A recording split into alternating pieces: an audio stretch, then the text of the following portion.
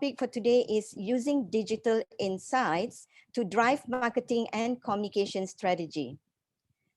As we all know, the whole world was caught off guard when COVID-19 hit us months ago. Now, the way we live and run our businesses have been disrupted, and we have been forced to adapt and pivot. And this is what we want to focus on today. We want to share with you how in this era of social distancing, it is still possible to drive consumer connections and engage with them. But the way we talk and communicate with them has changed, and it has to change. So today we are going to hear from three speakers, as you can see here, each of whom will touch on a different angle about how they embrace digital in their businesses. Now, we're going to hear a case study from a consumer marketing angle, followed by the research methodology angle, and lastly, we're going to look at the application angle, the application of insights, that is how the insights from the research is being used to create impact. So each speaker is given about 10 minutes to present. Yeah. And our first speaker is Taffy Ledesma, the Managing Director of DDB Indonesia, one of the oldest and most respected advertising agencies globally. Taffy is an experienced business leader with a strong foundation in sales and marketing, having worked in top FMCG brands and healthcare companies in Southeast Asia. So we are very privileged to have Taffy here with us today. Our second speaker is our President Director of Illuminate Asia, Don Herdman. Don has been in the insights business for more than 2 decades with a career spanning across Australia, Europe, and Asia. Dawn founded Illuminate Asia in Jakarta in 2011. She is also on the board of British Chamber of Commerce in Indonesia and a regular speaker at regional and global conferences. Dawn will take us through the digital research methodologies that Illuminate Asia has been using. Our third speaker is Ankur Garg, the country director of BBC Media Action, which is the BBC's international charity organization. Ankur is a social impact-oriented international development professional. That's a very long title, Ankur, but very interesting one. So over his career, Ankur has worked on developing policies, changing social norms and behaviors, and strengthening public interest media to address social issues. Ankur is an environmental engineer by training and holds a master's degree in technology policy from Cambridge. So Ankur will take us through how he and his team at BBC Media Action use the insights obtained from a research using the digital methodologies to create contents for social impact. So now let's not wait any further. It is now my great pleasure to invite you, Taffy, to share your story with us through your presentation. Over to you. Thank you very much, Isa. I'm very thankful to have this opportunity. So let me get right to it. So hello again, my name is Taffy. I'm the Managing Director of DDB Indonesia. So today I'm going to be sharing with you a case study. And I suppose there are marketing people on this call. First of all, I want to say this is not a story about sales. It's more a case study and a story about how a brand is serving its consumer at the time of the pandemic, right? I entitled it Being There because being there in digital, as well as being there, meaning serving your consumer when they need help the most, right? So with that said, we'll go on to the next slide. So, yeah, next slide, please. Yeah. So as we all know, COVID-19 really had a big impact on consumer behavior, right? I don't need to belabor this point. It's happened to everyone, myself, my wife, my friends, you guys. So at the start of the pandemic, the research that you're seeing in front of you came at about third, fourth week of March, right? So just when the situation was getting out of control, the anxiety was causing a spike in health-related activities or practices, hygiene, hand washing, generally sense of being afraid. Also a surge in sales of immunity things, medicines, and also hygiene-related prices were skyrocketing. It was so difficult to find hand sanitizer.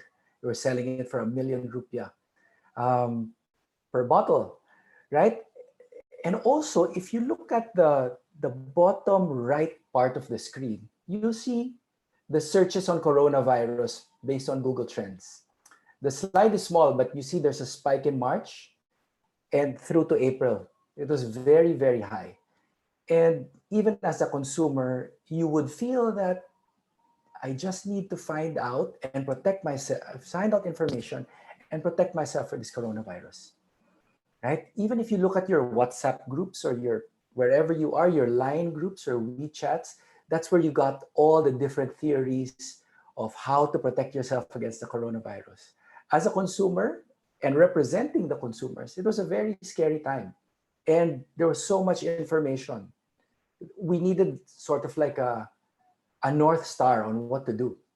So next slide, please. So this was the case also of our one of our brands. You know, DDB handles the brand Johnson's Baby. J&J and DDB have been working together for a very long time, for over 10 years. And for them, the big challenge was how do they live out their brand values in the height of the pandemic? The Johnson's brand has been around for over a century, and it prides itself with taking care of mothers the world over. So DDB is also not just their creative agency, but also their digital agency. So the brand team saw an opportunity to do something for mothers, but it couldn't do it with the usual stuff. J&J has a lot of activities face-to-face with doctors. They have a lot of consumer-based on-ground activities. But during this pandemic, there was just a big wall. So how would they connect to moms and help them at the time of great anxiety with a barrier of no face-to-face access? So let me tell you what our clients did in conjunction with DDB. Next slide, please. So they took to social media to be there for the moms. So previously, and what came about was the Johnson's Parents Club expert class, and I'll talk about it. Right, the Johnson's Parents Club expert class is a moderated discussion with a doctor that was done on Facebook Live between April and June, right? So we conducted about 5 sessions, and we used a brand ambassador to moderate it. Her name is Tasha. She's very well-loved, well-respected personality, and also a mother. So why Facebook? I mean, Facebook, for our clients in the beginning, Facebook was really a one-way channel for the most part. A passive use of the channel, mostly to mirror content, to blast, to as a media channel to put out advertising. But in this case, we used it, the brand team and DDB used it to form a two-way communication, right? We actually had sessions for about an hour plus each, where a doctor and would answer questions or deliver a topic and then engage the audience.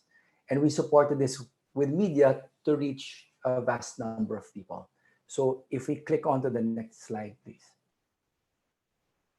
So this is what it was. This is how it looked, right? So Johnson's turned, and this is not product related.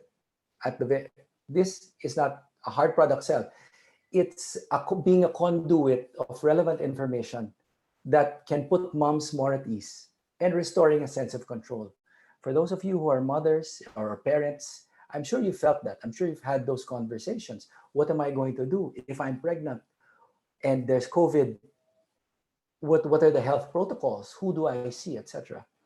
So as we did this, the brand became the conduit, right? And given the lack of face-to-face access to doctors, what really came alive during these sessions was not just the material itself, but what really came alive was the questions portion, the comments portion. And it was extremely insightful. And I'll talk more about that in a little bit. So could you kindly go to the next slide, Don? Thank you. So What it was, though, what we didn't anticipate was we didn't know, actually, we didn't know, both the client and the agency hadn't mounted something like this before. So we were literally learning on the fly. What we did was, it was not easy. We were a little bit inexperienced, but as we got into doing it, we learned more and more about the functionalities, how to conduct a proper broadcast, and how to be efficient, both from a resource and cost wise.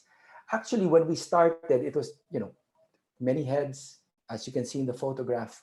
What you see online, what you see behind the scenes, we learned. And when we were doing the third, fourth, and fifth episode, there were much fewer people in the office. We could run it quite efficiently. But that's more of the how. Let's talk about the results. So, next slide, please. So here, as you can see, if you look at the left chart, the absolute engagement, comments, likes, shares of the April, May, and June um, period of time when we were doing these expert classes were, in April and June, over 10 times the quarter one average. And in May, over 30 times the quarter one average. And even if you look at the red lines that are on the chart, both sides, what we noticed, so the engagement was very good. So that's a bonus. It tells the brand that they're actually helping, right? But also, if you look at the red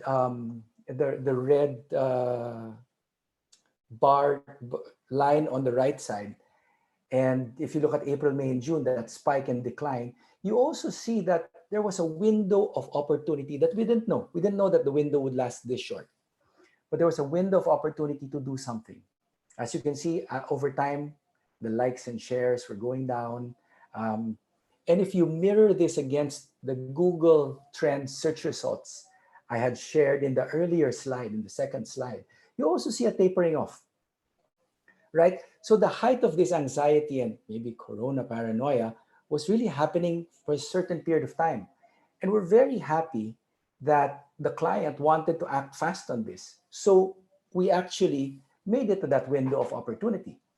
Now, as we were ending this thing, we noticed other brands in the same category or in the same space were also doing their these sort of like doctors being interviewed on Facebook Live, but really the interest was going down already. There was so much more information that you didn't need a live session anymore. So timing was pretty crucial. So I'll go to the next slide and just talk about what we've learned. Some very valuable lessons. Next slide, please. Number one, I think one valuable lesson is to view platforms as means of making a meaningful connection at critical moments. Sometimes we view these platforms as like TV stations or like TV, where you need a constant presence. But actually, in some cases, a platform like Facebook, in a very critical time, can be actually the most important channel for your consumer.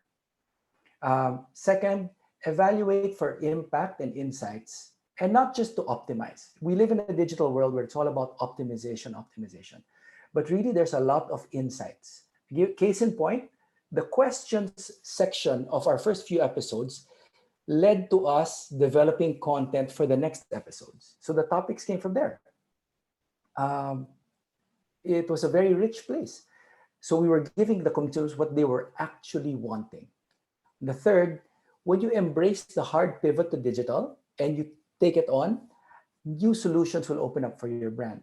So right now, what we've learned, we can apply to the other brands that we work with. In the same way, the Johnson's Baby team in Indonesia knows that it can do a live session with our agency anytime they want, for whatever reason, right? And lastly, use digital to be there for the consumer, right? If we understand how the different platforms operate, you can also understand how to create moments where you can actually live out your brand values and connect with your consumer. So with that, that's the end of my case study. Thanks and I hope it helps. Thank you, Taffy. That's very interesting. It's really interesting to hear a success story of digital adoption, an example of how the brand found new solutions through digital and how digital is being used to continue the engagement with the consumer. So next, let's see how brands, or what methodologies brands can use, in order to continue the engagement with the consumers, or to gain in-depth understanding of the consumers. So now, Dawn, over to you to talk about the methodologies. Okay, thanks, Isa. Let me just share the screen again. Oops. All right.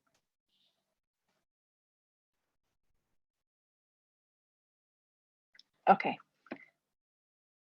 So as we know, the pandemic has changed everything for everyone in a very short time. And at Illuminate Asia, we continue to strive to understand our consumers in the markets that we work in, and also to help as a means to help our clients and their businesses. So we pivoted everything 100% to remote and digital methods very early on, and have a greater reliance on new technologies and new techniques. So I just want to take you through 3 methods, just quite briefly, and then 1 case study. Okay, so the first method is a live qualitative method. So this is not just about moving a focus group or IDI depth interview from offline to online. There's actually quite a bit of a difference in the method. So we need to use various tools and techniques and technology to make sure that we can optimize the live discussion. So you can see on the diagram on the left there how it works. We have the moderator who is running the sessions via online platforms. Respondents are dialing in from home via app, and then we have clients and or translators who can observe and obviously translate. So what we see is that we really need an optimized and tailored approach. So first of all, we need expert remote moderators. So we needed to train or retrain our moderators, because actually it requires some different skill sets. So they need to be able to multitask on different platforms and different applications. They need to be trained to be able to pick up on things like tone of voice. And because, not being face-to-face with people, you can lose that sense of the feeling in the room, if that makes sense.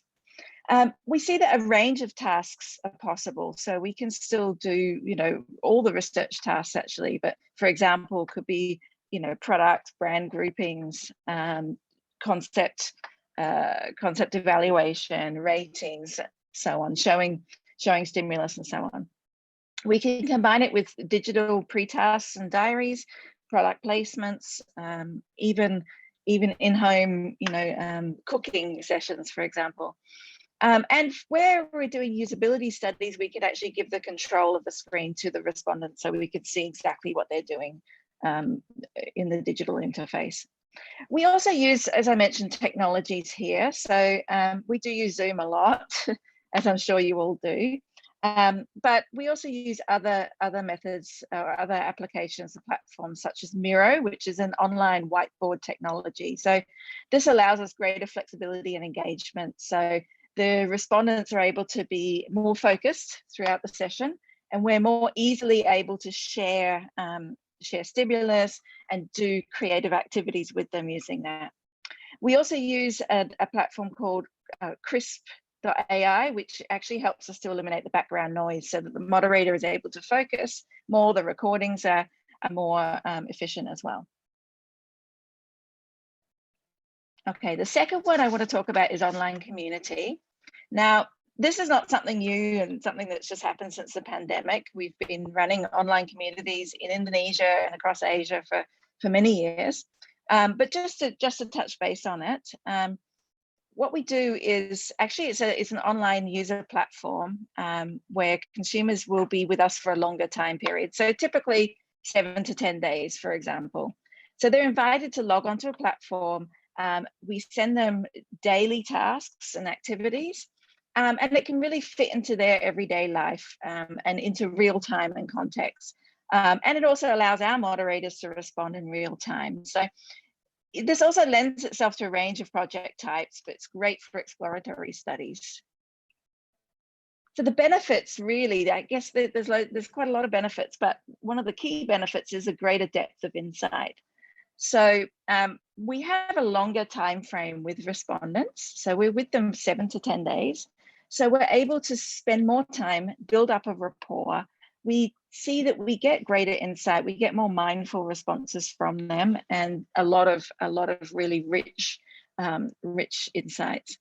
We find it's more real and honest. So there's less social bias. We are able to broach sensitive topics if need be more easily, and we can use a range of creative tasks. So they can, take videos, do collages, show us screenshots from their internet searches, whatever it might be. And I mentioned in the moment insights previously. And then also greater flexibility and practicality. So because we're talking across for example, a 7-day time frame, it can be a bit more organic. We can kind of move and flex the discussion guide and the analysis throughout the time period if need be. And also when we're comparing to ethnography in particular, this is a cheaper and quicker way to get a really good in-depth understanding. Okay, and then the last topic the method I want to talk about is cultural insights via AI technology or machine learning. So this is quite a new and a relatively new method. What it really does, I won't go into all the technical aspects, but what it really allows us to do is source a wider range of data from the digital world more quickly with a faster turnaround time. So just very briefly how it works is we define, obviously, the research question. We define input sources. So we come up with ideally more than 100 different sources. So this might be online media like magazines. It can be social media. It could be blogs, articles, websites. It could be government, charities, influencers, and so on. And then the process is that we actually, we run this through the AI, which is the artificial intelligence, which is able to sort through all of these thousands and thousands and thousands of different source inputs. And they're able to learn how similar words and themes interact or relate to each other and pull out the relevant data for us. And then a human analyst is there to cluster and sort the data into themes. And then finally, the output is clusters of themes and insights, which link back to the original research question.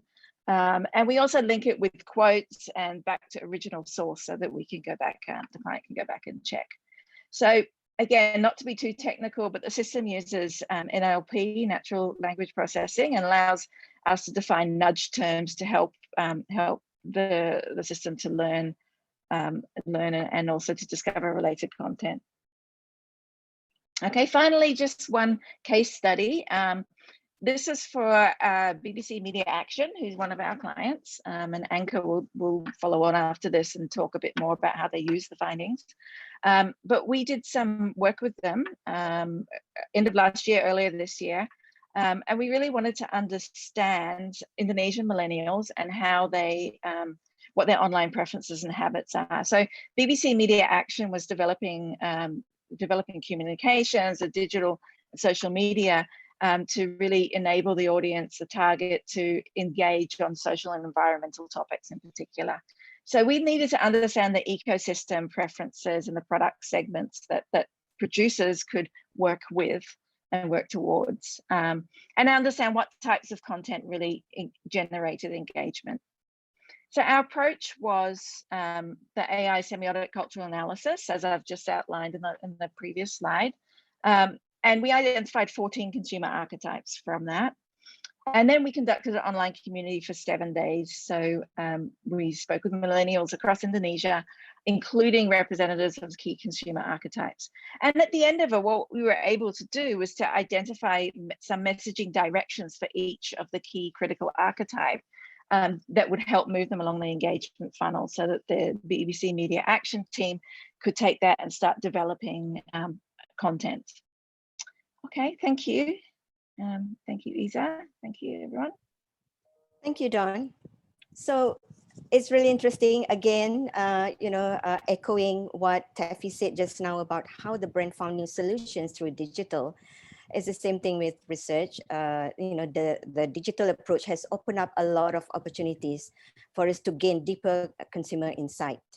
So next, let's hear from Ankur. So Ankur will talk about how he and his team use the insights that Don touched on just now. Over to you, Ankur. Great, thank you, Isa. Hello, everyone. Just one second. No problem. Really nice to see you all. I work with BBC Media Action. We are the international development organization of the BBC. So we're not the news large arm, but we are the international NGO equivalent of the BBC, and we work on using media and communication to create social impact. And we do that through developing content, which creates that impact, and measuring that content. And we do that through training other media organizations locally to be able to do the same. Today, I'm going to talk about one of our projects and our social media brands called Aksi Kita Indonesia, which translates to our collective action Indonesia. Don, if you could please move to the next slide. Thank you. So Aksi Kita, as the name suggests, is a social media brand that aims to engage young people across Indonesia to take action in their lives. And that action could be on a number of different issues, on a number of different areas. We could touch issues like green growth with that. We could touch things like the impacts of the pandemic with that. The objective is for young people to be more informed, to be more aware, and to have the belief that they can actually change something. And that's what we sort of define as self or collective efficacy.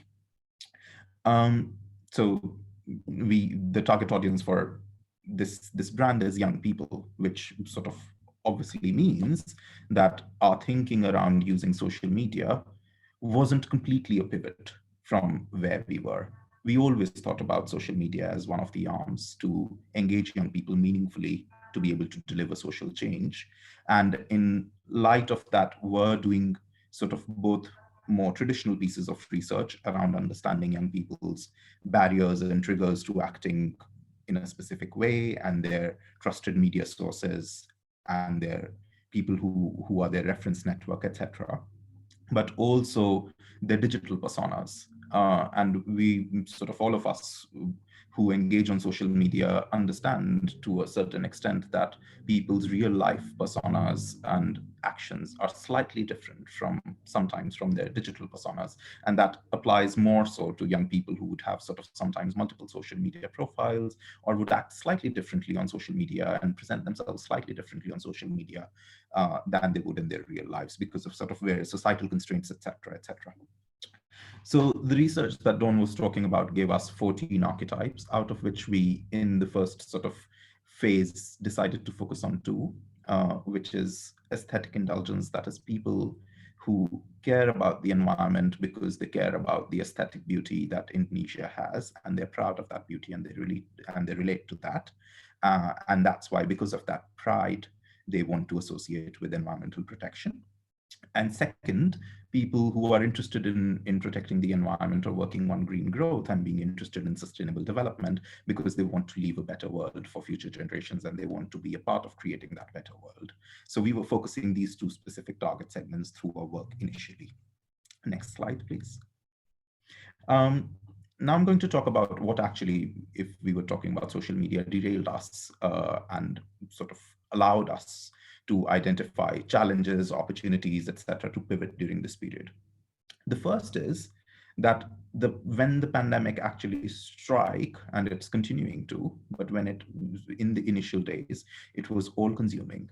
All that people wanted to engage with and interact with was what was happening around them, because something at this scale and of the level of disruptions it has caused wasn't seen before.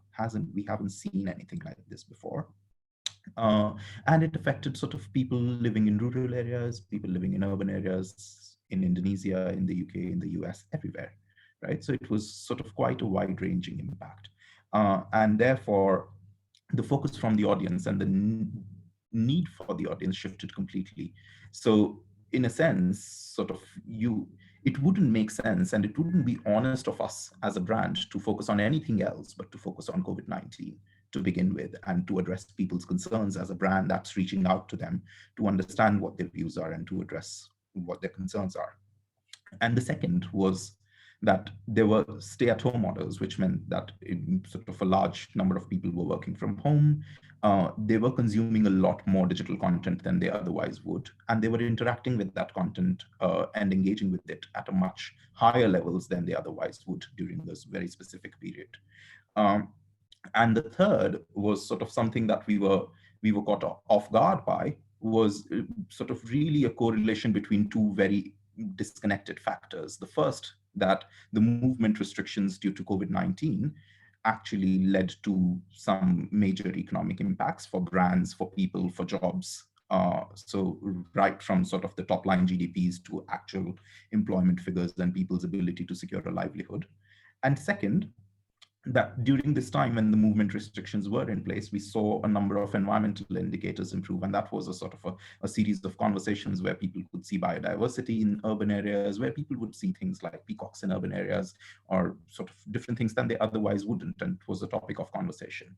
What that led to was that people started negatively associating environmental good with economic bad. And that led to sort of a reinforcement of that belief that some people held already, plus creation of a new belief, because these two things were happening at the same time. And therefore, we had to sort of look at other ways of engaging our audiences on topics that they wanted to be engaged on, but didn't want to enter from an environmental protection point of view. Next slide, please. So what we did was sort of a series of things. First is that we took a narrative-based approach to all our work. We started with an audio fast fiction series. Now, fast fiction is a format that Media Action has used in other contexts before. We invented that format while we were working on Ebola for countries in Africa.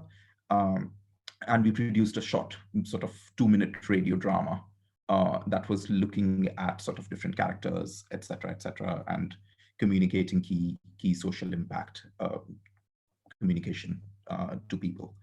And we took that and we created an audio drama, which we then manifested to an animation, which went on to social media around sort of a couple who were quarantining in different places in the time of the pandemic. And it was their story. And we were targeting different things around mis and disinformation around COVID-19 as a result of that. We were targeting sort of the need to physically distance in the face of Ramadan, which was happening just then. And there was sort of a huge concern around people going back to hometowns and therefore carrying sort of the spread of the virus far and wide within Indonesia.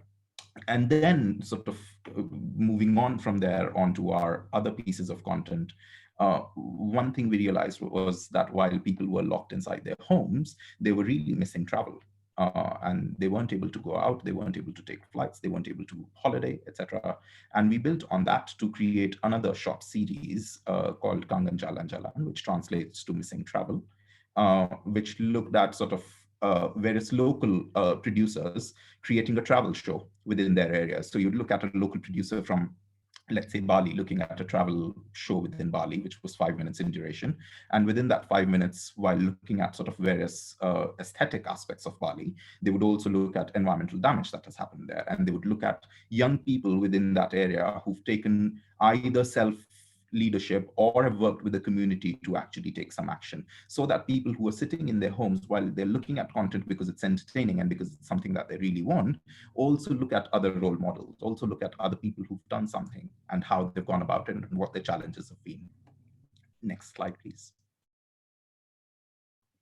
And we've looked at sort of people's ability to have interaction with leaders. So there are two key content pieces that we did around this. One was with Miss Susi Pujastuti, who's the Indonesian Minister for Fisheries.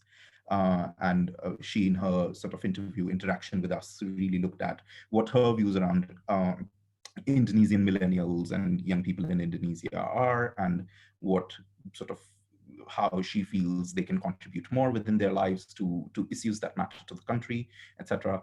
And the second one was with sort of the fan group of BTS, which is a pop band on K-pop, which is very popular with the millennials.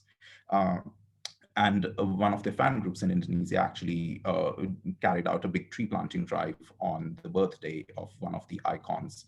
And therefore, we looked at what motivated them and how sort of actions like this could be more widespread. We realized that a lot of this we wouldn't be able to do by ourselves. And therefore, we also worked with a range of media organizations to carry out a series of webinars which were focused on helping media understand their role in communicating with communities, not just reporting about the issue, but also helping people cope with the impacts during this time. Next slide, please. So we've got quite a few lessons, actually. I've not put them all on the slide, but I've put a few. The first is that content pieces will work differently on different platforms. I think we as content makers and communicators sometimes club social media as one sort of big block, but in reality it isn't. But simple, I mean, irrespective of what platform we are on, simple doable actions based content generally performed well during this time. Second, going back to what Taffy was saying, that there was a fatigue for content and there was a window in which people and brands acted. That fatigue remains. People don't want to necessarily engage with COVID. People don't want to necessarily seek out new information, primarily because there is a number of organizations and brands have realized the opportunity of going on social media during this time. And now there is quite a lot of clutter. So if you want to find one content piece, you'll find 25,000 on one issue. And therefore, it's really important for us to differentiate, and it's really important for us to also, I don't think it's an option anymore. Brands realize this all the time, that empathy is not an option. If we want to be honest with our consumers, with our audience, we have to understand what their line of sight right now is and respond to that. And therefore, if we do know that our audiences are stressed at this moment, we as content creators need to respond to that to be able to provide them the hope, to be able to provide them the relief, which is what the content going forward needs to do as well. And I think moving forward, we need to look at we've looked at ways in which we can do two-way communication. We've looked at ways in which we can engage people meaningfully. I think going forward, we also need to look at meaningful ways in which people can act going forward. So in which people can ask questions of their leaders, people can participate in policy making, in decision making, people can have a voice as they move forward. We've innovated this over a long period of time on traditional media, on television, etc. And digital media actually provides us a much higher chance of doing that. However, that chance is not moderated. And we need to create opportunities in which there can be a meaningful discussion around these issues rather than just noise. And I think that's where the future is. Thank you. Thank you, Ankur. That's a very interesting presentation, and thank you for taking us through on how you make the insights work for you to create relevant contents for your target audience on digital medium. Now, there are a few questions for the panelists, for all the speakers today. But before that, I like to kickstart the Q&A session by asking this question to all three of you before we go to individual questions. Now, I'm sure each one of you would have gone through some challenges in your journey towards digital, since the topic today is about digital, embracing digital. So my question to you is, what has been your biggest learning in pivoting to digital during this pandemic and convincing others to do the same? So shall we start with Taffy then? Okay. What are the biggest learning? What's the biggest learning and biggest challenge? I think number one is what I had learned is that things, although unfamiliar, are not that difficult to learn, right? So there's the digital age has provided us with so much to learn. If you wanted to learn about Facebook, Facebook has a program. If you want to learn about Google, Google has a program. Just get into it. That's number one. Number two, and also getting others to go along with you is, I think at the height of the pandemic, it's about fear of making mistakes. Sales had come down, budgets were cut. There's very little left. So you sort of have to build a bridge between the client and the agency to say, yes, we have to do something different because these are different times. So when they agree with you, I think that's where you can explore new spaces. So those are the two big things. So it's more about collaboration, yeah, about working collaboratively. Yes, yes, to a single goal. For example, connecting Yes. with consumers. And sometimes the metrics that you use pre-pandemic might not be the right metrics to look at now. Like, how do you measure making an impact or serving your consumer in a time of the pandemic? Right? It's very hard. I still don't have the answers, but I believe what Johnson's baby did was right for that moment. And then we learn and we do again. Okay. What about you, Ankur? You're coming from a different area altogether, different angle, social impact. So what has been the greatest learning for you? Um, so there have been quite a few learnings. The biggest one has been, as I said, that we often communicators tend to club social media as one homogeneous basket. It's not. The content styles, we all know that content styles that work on different platforms are widely different. They look very different. They target a very different consumer perspective because people who consume those platforms are very different. But also, I think it's really important for us to look at how various insights map onto different platforms. Some insights which link to, let's say, aesthetic indulgence are just much better suited to a visual platform. And therefore, they're just much better suited to, let's say, Instagram, as opposed to any others. And I think that level of nuance is really important to capture. You know, one of the things we say at the BBC is that audiences are at the heart of everything we do. And as much as it applies to any other media or channel, it applies to social media. And we need to realize and we need to work around the fact that different people consume different platforms for different things. So that's one. And the second is that I think often what we know that we need to have sort of offline legs to an sort of a useful online conversation. So Taffy touched on that, saying that we need to have communities, and there was a lot of face-to-face interaction, which was the pillar of sort of brand communication pre-social media. However, I think we need to keep that principle in mind even while doing social media as we go along. So one way of doing that is online communities, as Taffy said, but also I think we need to look at online below the line communication. It's really important to look at how we create that offline resonance with our online audiences through, let's say, exhibitions, through, let's say, community events, through some way of people socializing with each other, so that it's not just a targeted bombarding of communication or spray of communication on people, but actually promote conversation, etc. And it's much harder to do that online, but it's not completely impossible. Actually, we've got quite many advantages of being online, that we can reach out to a much wider audience base. We can reach out to much wider geographies at a fraction of the cost as well. And I think we need to capitalize on all of that to our advantage as brands. Right. Thank you. Now, I like what you said about, audience is at the heart of everything we do, because I think this is something that those in consumer marketing area can relate to as well. Yeah.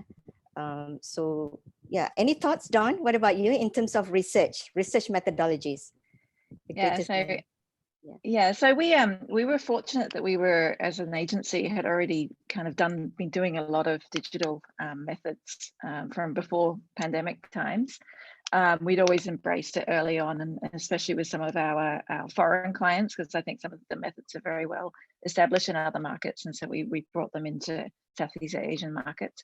I think the challenges for us was obviously from the traditional methodologies, pivoting them into digital, such as the focus group discussion. And I think, we very quickly were able to do that and make it happen and make it work. But one of the challenges we had was to be able to showcase that to our clients, to show that actually we can get great insights via this method as well, and also highlight some of the advantages with the method, because there are actually, and with all digital methods, there are significant advantages.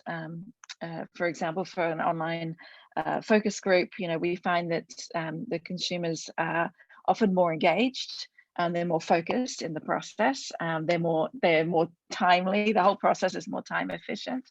We're able to do creative tasks with them and share and do things as we would face to face as well. So I guess that's kind of been some of the challenges. The other challenges is really around certain target groups that we're researching, and ensuring that we have, reliable, basic things like reliable internet connection amongst in rural areas, amongst lower social classes, and as we've progressed through, we've been able to put in procedures and method of ways of making sure or enhancing that kind of those kinds of issues, that they don't happen too much. All right. Now, talking about methodologies, Dawn, especially with AI cultural insights. Now, there have been some concerns about losing the human touch or the real human stories with this methodology. So what is your perspective on this? Okay.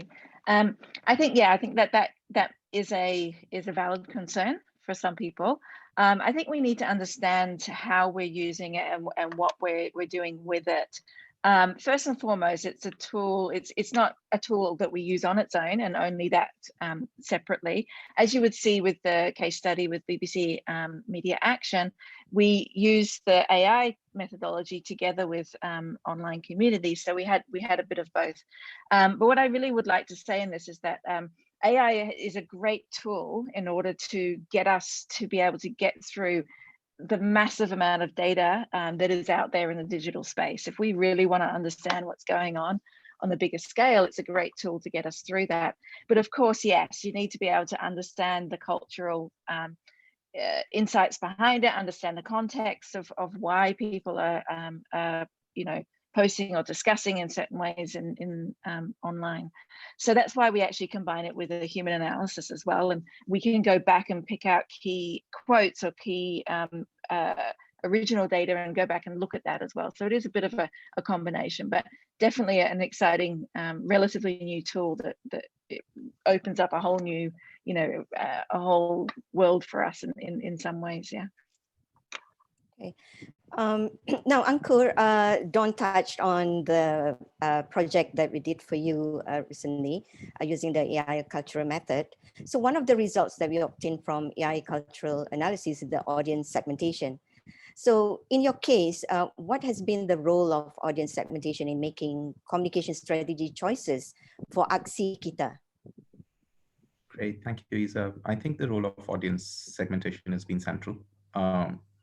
As I said, I think for an organization which works for the audiences, and I think everybody on this call understands it really well, it's really, really important for us to be very clear about who are we targeting and what is their pathway to change and what are their current beliefs, because like anything else, audiences are not homogeneic, and therefore we need to look at those segments. I think practically in terms of applying to our work, as I said, audience segments has right from the point of deciding what the look of the content, whether it's more visually appealing, choice of locations, choice of platforms, as I said, Instagram in the past, has also decided the choice of characters, their tonality, their psychographic attributes, not only their demographic attributes, but also their psychographics, how they think, what their pen portraits are, et cetera, et cetera. So I think it's been a really rich integration between understanding people and then reflecting those people onto communication platforms, because we all want to see people like us creating change. And as a result of that, we get inspired. And to be able to do that, if we've got insights which bring in a rich description or a vivid caricature of people that we identify with, the better it is. And I think that's then sort of led to a choice of a great many components of our work. Fantastic. So, Taffy, I'm just curious now that there are many tools in the digital space, because you've dealt with so many clients. So what seems to be a rich place to look for insights in your case? I'll answer that. Great question. I'll answer that two ways. Number one, if you are just very entrepreneurial, right? If you manage a brand or a group of brands, or if you're the digital agency, one way is to look in the comment section, and the comments and in your different social accounts. Now, one point about that is this usually favors more authentic brands, meaning those who are not possibly governed by certain guidelines of the mother company. So I would suppose the smaller brands we handle, you can get deeper insights here without having to probe so much. So you'll see patterns. The second way to do it is through social listening tools. So right about the time of the pandemic, DDB invested in a very robust social listening platform. And this has been guiding our work for the last several months. So we get accurate sentiment. We can compare the sentiment with other geographies if it's a global or a local sentiment. And it does also, similar to what Don was mentioning, it does AI, it learns, gets better at identifying things. So being a creative agency, you wouldn't expect, but we do have that to sort of guide the work so that it's on point. So two ways. Okay, cool. Now, so we have a lot of questions coming in from the audience. So I think I have to stop asking questions. I'm going to read out the audience questions. But before that, one last question from me to each and every one of you. What advice do you have for companies who wants to make a digital pivot now? Any advice for them? Anybody? Maybe Ankur, would you like to start? Yes, two. First, I think this is well recognized and known, but still is worth mentioning that it's not cheap. Digital is not cheap and digital is not free. And while planning resourcing for digital, in addition to content resourcing, we also need to look at promotion resourcing and marketing resourcing for that. And there's sort of algorithms, agencies, everybody that can drive that. But I think it's really, really important for us to not lose sight of that, because that will form a major part of the expenditure. Okay, yeah, go ahead.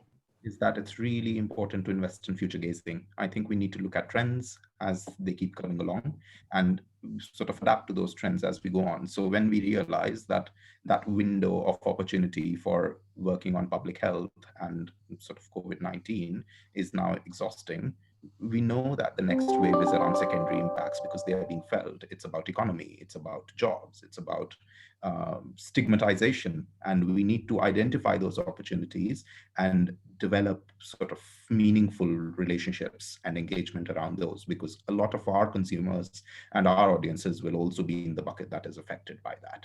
And we need to be empathetic towards it and we need to respond to it. Okay, all right. Taffy? Tips and advice? Yeah. Yes. So who I am speaking to at this moment in time are those people who manage brands, and a lot of you are clients of Illuminate, right? For those who manage brands and you're thinking, how do I use digital better? How do I get a better grasp of it? I'll give you one very practical tip that we're implementing inside DDB as well. And personally, move not just from a consumer of your social media platforms. Don't be a consumer, move into being a creator. explore the platforms based on whatever passion you have. It doesn't matter. Is it, gaming? Is it cosplay? Is it photography? Is it blogging? Is it writing? The more you and try to align these with what you're paid to do. If you're paid to develop your brand through social media and it uses Instagram or TikTok or whatnot, explore it as a creator, because that's where you will be able to get a better grasp of what your agencies, the people you pay to do the work, you'll be able to have a richer, deeper conversation, and it can even lead to more accountability on both sides. So that's my tip. Thank you. That's very interesting. And Don? Yeah, just quickly, I think, it's obviously digital is the future, is an absolute necessity right at this point in time. And I think we all need to embrace it, learn it, and continuing to, to challenge ourselves and to move forwards. And, don't be afraid to make mistakes. I think, just get out there, and we need to do it, and we need to partner with the best possible partners in order to enable us to try new things. Okay, thank you. So now let me read out some of the questions from the audience. The first one is from Sam. He didn't say whom he directed this question to, but the question is, how do you ensure authenticity and more spontaneity of insights in digital research? As many times people post more crafted for the sake of self-commodification. And any specific tools or methods have you used for this purpose? So yeah, John, would you like to take this? And I don't know if Taffy has any take on this as well. Yeah, who would like to start? Yeah, I think it's really important how you kind of set up the research piece and how you set up kind of the ground rules in a way. And I think there's two angles of this. If you're talking about digital research, one is where we are interacting directly with the consumer or with the respondents, such as, if it's remote interviewing or it's online communities. In that case, it's very important to set up the research foundations, to spend time to kind of get to know the respondents and to get their trust as well, so that you will have the ability for them to really kind of feel comfortable to be genuine with you. Now, the second one is when we're using, for example, the AI technology or social listening tool as well, where we are sourcing or analyzing sources that are out there in the digital space, in the internet, whether it's social media or websites and so on. I mean, on that one, we do need to understand, and it's part of the research. Kind of the interesting question is how people behave online. So we know that as I think Ankur mentioned this earlier on, right? We know that people are different online versus offline, but I think it's important to understand both aspects of people, especially when online is such a big part of people's lives. I mean, it has been for the last number of years. Now with the pandemic, it's even more so. Okay, thank you, Don. Now the next question, because there are a few questions, so I'm going to go through very fast. Now the next question is, sorry, I forgot to ask you, Taffy, do you have anything to add for the question just now? Yeah, just really quickly so we can move on to the next questions. I think it's very important that the brands also make provisions or set aside priorities for listening. So for instance, like putting up communities, it's not growing fan bases so you can count how many fans you have. It stimulates conversations. Now, this is not independent of what Don's talking about, but at least you see trends and you listen.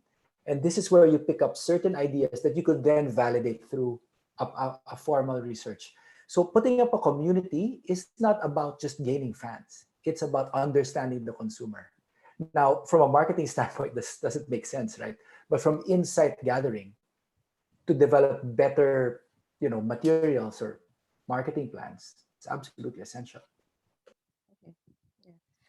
Now, the next question is from Vanessa. What are the most engaged virtual communities or events for those younger audience, Gen Z and Centennials? If you have insights and previous experiences, help to elaborate. Now, anybody can take this on. Start. Yeah. Okay, great, thank you. So for our brands, we've been looking at sort of various opportunities to engage in virtual events with young people. There are two categories that we found particularly useful. The first is that there are a number of youth communities that exist already, where people talk about some sort of subjects, where people talk about, let's say, taking leadership on a certain issue, which exists already. They're sometimes regional, they're sometimes non-geography specific. So we can look at those existing communities and develop relationships with them and move forward in partnership. Um, and the second is, which we found particularly useful, and I think at the base is to create a trust with the audiences first, so that they start approaching you for things like this, has been engagement with universities and university groups, where because of the pandemic, a lot more events have been happening virtually. People needed to connect with each other, and therefore they held virtual exhibitions or they held virtual events, etc. And it was really, really, I think, useful for us to tap into those, not only from sort of creating a brand recognition and from creating sort of engagement with those groups, but also looking at ways in which our content can be more suited to their needs, and also look at options for user-generated content from sort of groups like that. So we found those two particular sort of aspects to be really important. Okay, thank you, Ankur. And I believe there is one more question for you, Ankur. How do you map the real life cultures of people from with cultural templates of various social media channels? I think that's a really interesting question, and I'm sure my fellow panelists will want to answer this too.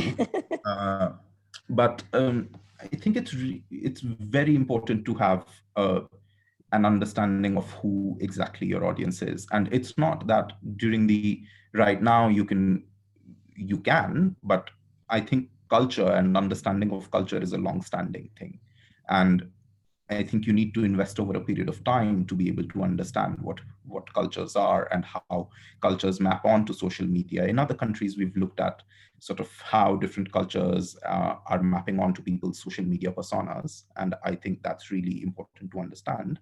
But I also feel, as Taffy and Don were saying earlier, that it has to be a marriage between offline understanding and more traditional understanding of people and of culture with what they do online. Because if we do one or the other, we lose the sight of sort of what the real situation is. And these two have to stand in together and then marry for us to get a richer understanding of where is sort of not only cultures are, but what also popular cultures are and what media cultures are, and how that maps onto people's online behaviors, how that maps onto people's online preferences, etc. And I think with that we can find some understanding towards that. I don't think any of us has the magic bullet, but we can try and get towards a richer understanding as a result of that. That's very interesting. And does anyone has any other perspective of this? Like Ankur said, there is no one formula for this. Yeah. Right. I just want to build on Ankur's point. Is that culture is the digital culture is new, but the culture that's been passed down from like communities that is very, very old. So I think in the time of a pandemic where people are socially distancing, and the only way to reach people is via digital, people can fall into the trap of just doing digital to ascertain a culture, which I don't think is the right thing to do. So I'm going back to my days, as I am a psychology major as well. So what I would say is that use digital to go to the guardians of culture, or the people who are in charge of it, like elders in communities, and then cross-reference those against what you see online. It's multifactorial, but I think myself, Ankur, and Don will say that what you see online is not what you see in real life. Not always. And it all depends on what you're predicting them to do or to be interested in, or to rally behind, right? So I would take a multifactorial approach to that. But the beauty of it is if you can do online interviews right now, then you could get to those culture keepers. Don? Yes, Ankur. No, I think Don wanted to say something. No, go ahead. It's all right. I think you guys have covered this point really well. Yeah. Go ahead. Great. I just wanted to also touch on a corollary of culture and how it moves online. So I think we've talked about one aspect of how sort of online cultures relate back to real life, long-standing cultural identities. But what we've also seen during the pandemic is that a lot of mis and disinformation that was existing was sometimes informed by what cultural practices were. Right. So, for example, we've seen that in the initial days, a lot of people believed that they could cure COVID-19 if they were to eat a lot of garlic, or if they were to do kerokan, they could cure COVID-19.